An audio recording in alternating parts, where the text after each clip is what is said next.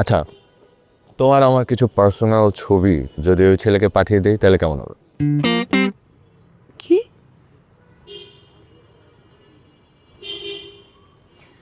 তোমার আমার পার্সোনাল ছবি আমরা ওই ছেলেকে পাঠিয়ে দিব? তোমার আত্মসম্মান বোধ নেই? হ্যাঁ, আরেকটা আননোন মানুষের সামনে তুমি কিভাবে আমাদের পার্সোনাল মোমেন্ট এক্সপোজ করো? আমরা মিডল ক্লাস, আমরা মিডল ক্লাস।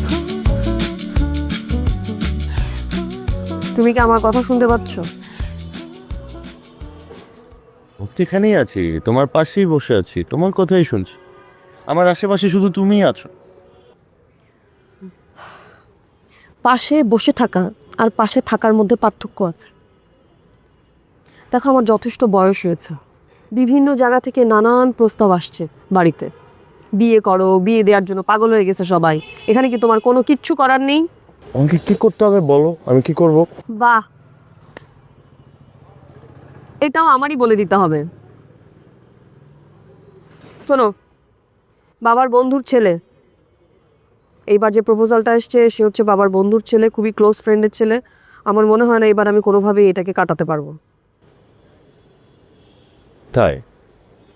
আচ্ছা, ধরো যদি এমন হয় তোমার বাবা যে ছেলেকে পছন্দ করেছে সে যদি কোনোভাবে তোমার বাবার মতের বা আদর্শের বাইরে যায়, তাহলে তো তোমাদের বিয়েটা হবে না? হবে?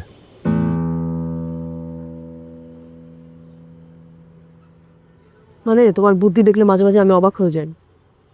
একটা ছেলেকে আমার বাবা চুজ করছে, নিশ্চয়ই তার সম্পর্কে সমস্ত ইনফরমেশন ডাটা জেনেই চুজ করছে। যেন তেন ছেলেকে তো আর মেয়ের জামাই বানাবে না, তাই না? গাধা। আচ্ছা, তোমার আমার কিছু পার্সোনাল ছবি যদি ওই ছেলেকে পাঠিয়ে দিই তাহলে কেমন হবে? কি?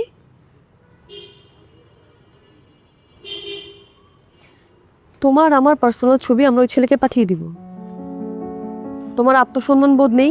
হ্যাঁ, আরেকটা আননোন মানুষের সামনে তুমি কিভাবে আমাদের পার্সোনাল মোমেন্ট এক্সপোজ করো? এত সিরিয়াসলি নিচ্ছে কেন বিষয়টা? আমি তো এক্সপোজ করা পর্যন্ত না। কিরে, কি সিরিয়াসলি নিব না? এদিকে আমার বিয়ের প্রস্তাব আসতেছে একটার পর একটা, তুমি তোমার বাড়িতে কোনো কিছু জানাচ্ছ না, তুমি স্টেবল না, তুমি সেটল না, তাহলে কিভাবে হবে? কুল কুল, এত গরম হয়ে গেলে হবে না তো। তুই কি করো? আমি ঠান্ডা হবো কিভাবে? এত গরম হয়ে গেলে আমি কি করবো? রিল্যাক্স। চিল। বাড়িতে জানো, আচ্ছা, ওকে ওকে, প্রপোজাল পাঠাও, নাহলে কিন্তু আমি বিয়ে করে ফেলবো। দেখছি বিষয়টা কি করা যায়, আমি দেখছি দেখছি। কুল দাও। আল্লাহ।